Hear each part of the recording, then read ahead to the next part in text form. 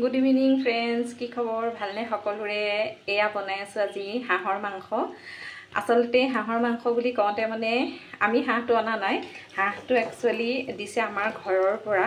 আমাৰ ঘৰত যোৱাকালি মনসা পূজা আছিলে আৰু মনসা পূজাত আমাৰ কিবা নহয় কিবা এটা বলি দি থাকে আৰু প্ৰতি বছৰে এইবছৰ এয়া হাঁহ দিছিলে আৰু প্ৰসাদ হিচাপে আমালৈ এইখিনি পঠাই দিলে আৰু মই তাকে অকণমান ভালকৈ ভাজি মেলি বনাম বুলি লৈছোঁ আৰু এয়া বনাই আছোঁ। আপোনালোকে এনেকৈ মনসা পূজাত কিবা বলি দিয়েনে?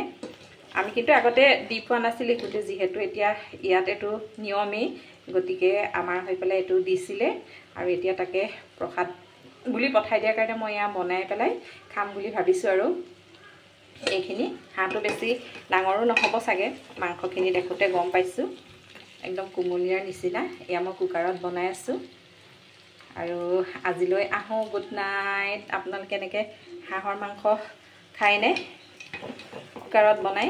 এয়া